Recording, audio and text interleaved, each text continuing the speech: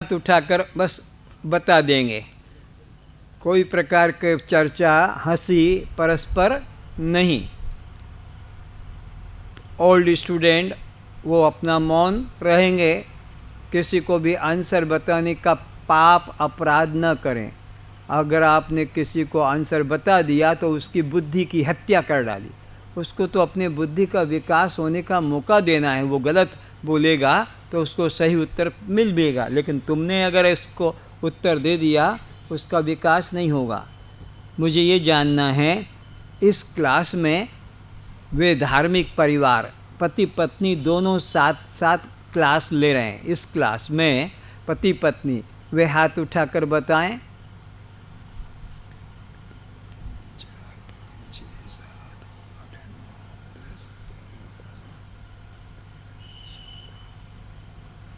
अच्छा,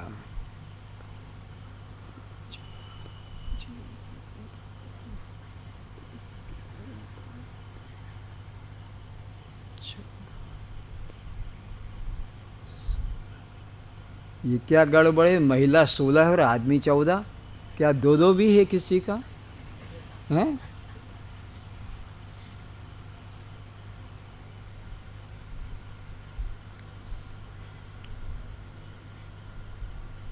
ठीक है।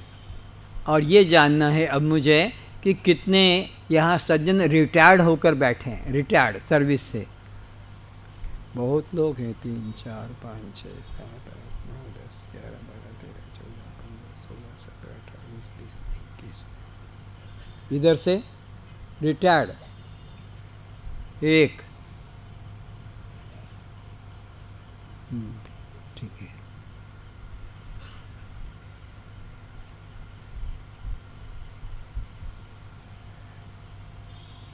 अब मुझे ये जानना है कि जो लोग यहीं रहने वाले हैं वो हाथ ना उठाएं। जो बाहर से यहाँ क्लास करने आए वे हाथ उठाएं, बाहर से, भुवनेश्वर के बाहर से। 1 2 3 4 5 6 7 8 9 10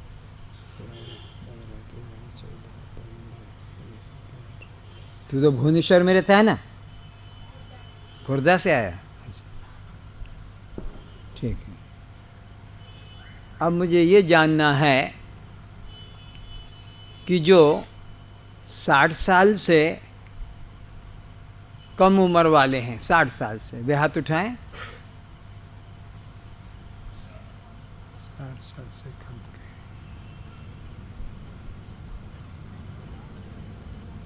और जो 10 साल से ऊपर वाले हैं, काफी। ठीक है। जो पैदल आते हैं यहाँ, पैदल चलकर,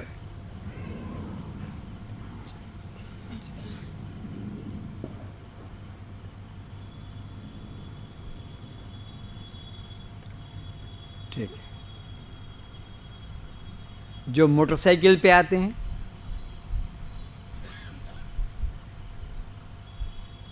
जो गाड़ी कार में आते हैं,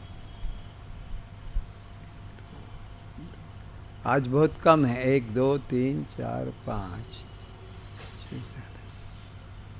ठीक है। और जो दोनों समय भात खाने के अभ्यासी, वे हाथ उठाए दोनों समय।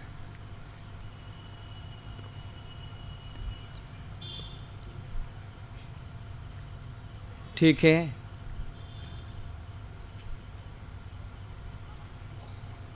चाय पीने वाले कितने लोग हैं? ठीक है। आप जब यहाँ से कल गए थे आखिरी में, तो धान बनकर गए थे कि चावल बनकर? चावल बनकर। और आज दिन भर रहे व्यवहार में तो धान बनकर रहे कि चावल बनकर? बोलो।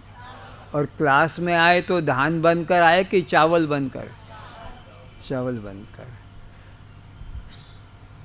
अब आपकी स्थिति क्या है वो देखो। जो पति पत्नी साथ आए हैं, जो रिटायर्ड हैं और जो पैदल आते हैं, जो कार में मोटरसाइकिल से आते हैं, जो दाल भात खाते हैं, चाय पीते हैं, ये सब मरिबे कहीं बचबे नहीं। कस्त्वम। अब बताओ, ये दृष्टा साक्षी आत्मा पुस्तक में लिखने के लिए सीखा है?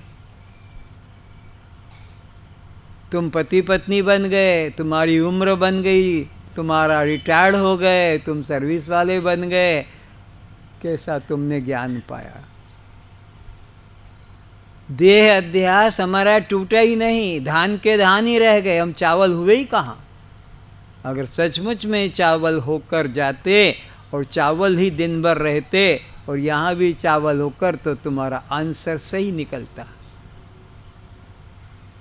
ये परीक्षा, एग्जामिनेशन डेली यहाँ होगा, आपको जो पढ़ाया जाएगा परीक्षा भी होगी। अच्छा अच्छा अच्छा, जो माताएं विधवाएं वे हाथ उठा के बताएं। विधवाएं 1 2 3 4, ये सब मरिबे कहीं बचबे नहीं। न मैं सदवा हूँ न मैं विधवा हूँ, कस्त्वम। क्या सुन रहे हैं, क्या सीखा है? अच्छा अच्छा, आप बताएंगे आपकी पत्नी आपको प्यार करती कि क्रोध करती है? हाँ, मरो दोनों के दोनों। न मेरा पति है न मैं किसी की पत्नी हूँ, कस्त्वम। प्यार करते हैं। ओहो,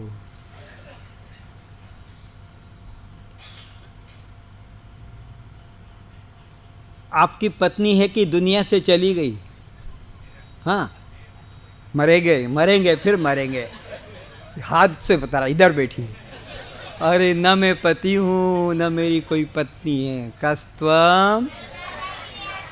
अच्छा अच्छा अच्छा,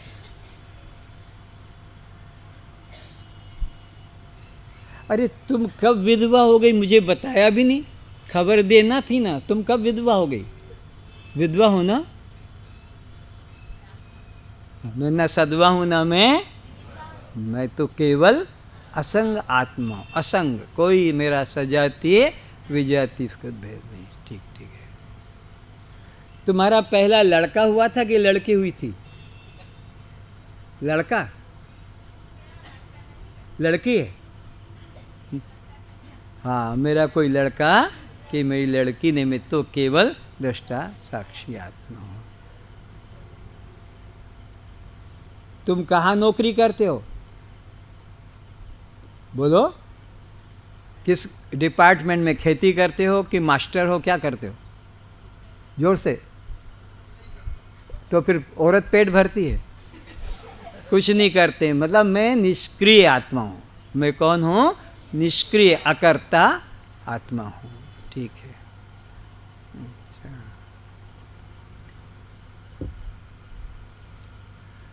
अब आप बताएं कब सोते हैं जी? आपसे पूछ रहे हैं कब कब सोते हैं आप? मैं कभी सोता, पर कब तक सो रहा था? जब तक कि मैं अपने को देह मानकर जी रहा था, तब तक मैं सो रहा था।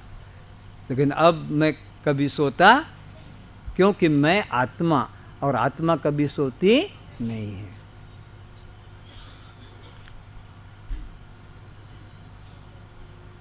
तुम्हारे कितने बच्चे हैं प्रफुल्ल? अकेले हो? शादी, पत्नी? हाँ, ठीक है। अब हम सीखने जा रहे हैं मैं और ही का डिफरेंस। मैं और ही। मैं का प्रयोग 2 वस्तुओं में होता है और ही का प्रयोग एक में होता है। समझ में आ रहा है? मैं का प्रयोग बातचीत में, व्यवहार में 2 के लिए मैं का प्रयोग आता है, एक के लिए ही का प्रयोग आता है। जैसे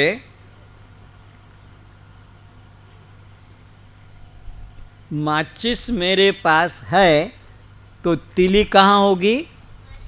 में, है ना। माचिस में, दो के लिए प्रयोग हुआ है।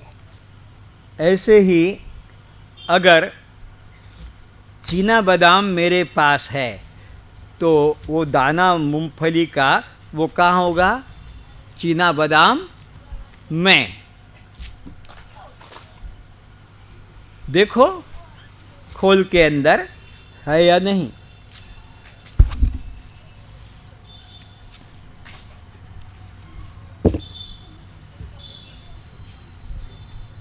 मैं का प्रयोग समझ में आया? छील कर देखा कि चीना बादाम में अंदर दाना है।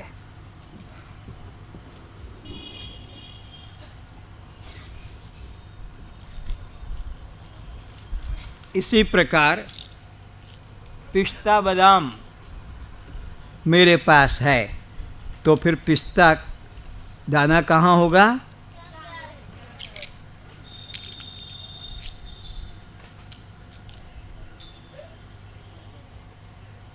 तोड़ के देखो है कि नहीं। मैं का प्रयोग हो रहा है ना। अगर पाउडर डब्बा मेरे पास है तो पाउडर कहाँ होगा? है। अगर परफ्यूम बॉटल मेरे पास है तो परफ्यूम कहाँ होगा?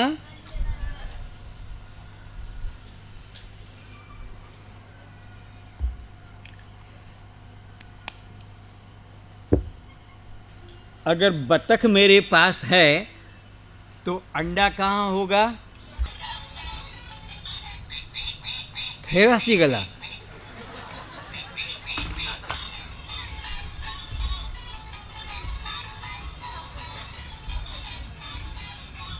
कौन फिर दे भी?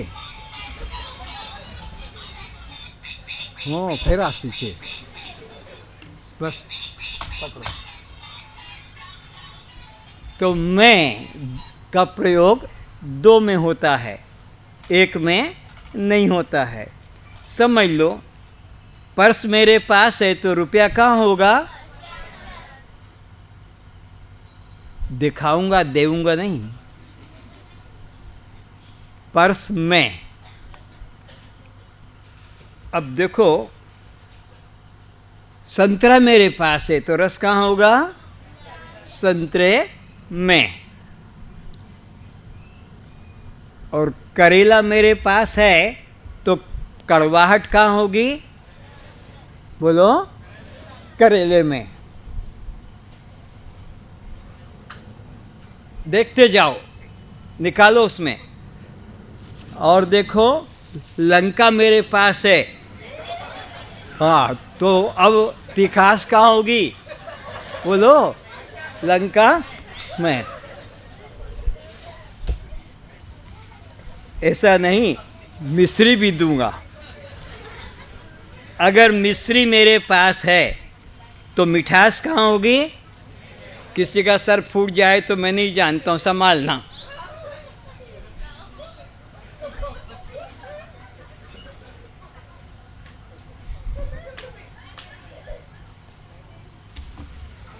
मिश्री मेरे पास है, हाँ तो फिर मधुरता कहाँ होगी?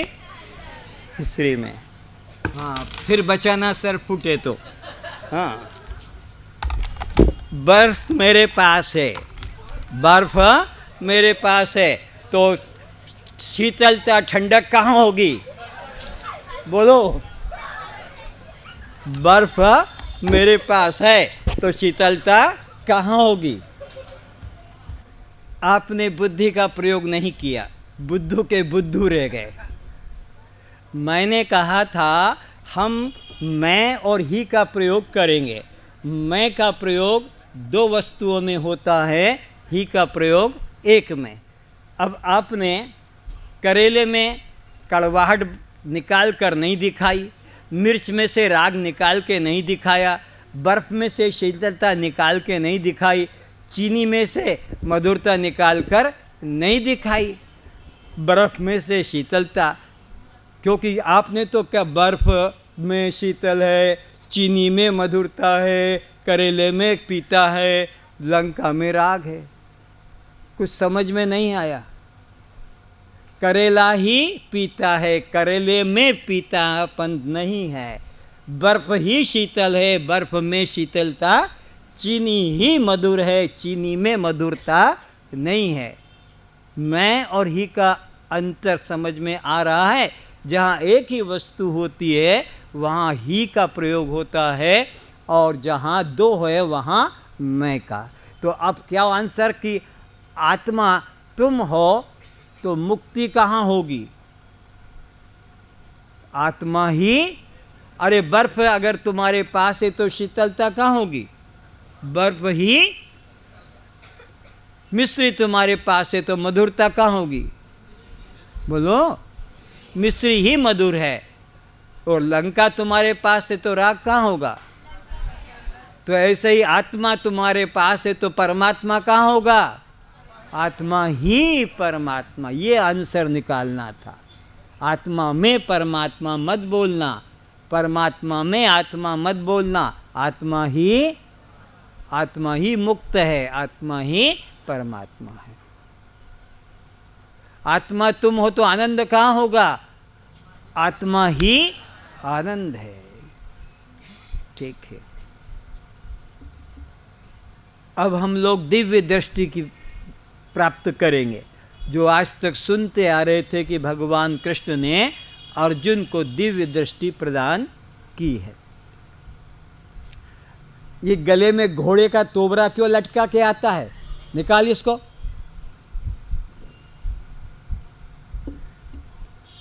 नोट करें, दिव्य चक्षु, ज्ञान चक्षु, उसके पर्याय दिव्य चक्षु, ज्ञान चक्षु, विमल नेत्र, चार विचार, लय चिंतन, कार्य को कारण रूप देखना, कार्य को कारण रूप देखना। इतने अर्थ हैं दिव्य दृष्टि के। दिव्य दृष्टि, ज्ञान दृष्टि, विचार नेत्र, विमल नेत्र, लय चिंतन, कार्य को कारण रूप देखना। जैसे हम जल बोलें, पानी बोलें, नीर बोलें तो एक ही अर्थ है, ऐसे ही दिव्य दृष्टि, ज्ञान चक्षु, विमल नेत्र, विचार, लय चिंतन, कार्य को कारण रूप देखना, इतने अर्थ हुए। लिखो आगे। ज्ञानी की कारण दृष्टि होती है, अज्ञानी की कार्य दृष्टि होती है। ज्ञानी की कारण दृष्टि होती है, अज्ञानी की कार्य दृष्टि होती है। अज्ञानी कार्य को पाकर संतुष्ट हो जाता है, अज्ञानी कार्य को पाकर संतुष्ट हो जाता है। ज्ञानी कारण को जानकर शांत होता है, ज्ञानी कारण को जानकर शांत होता है।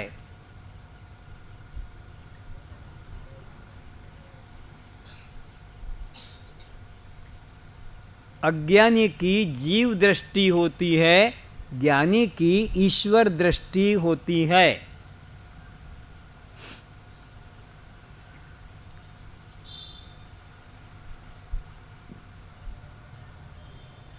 अब हेडिंग लिखो, दिव्य दृष्टि के द्वारा मिस्री में परमात्मा दर्शन।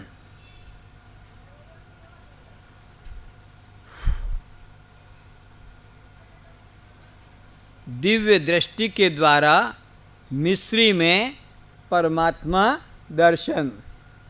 अब दृष्टि मेरे तरफ रखना, मेरे हाथ की तरफ, कापियाँ खुली रखना, पेन भी हाथ में रखना।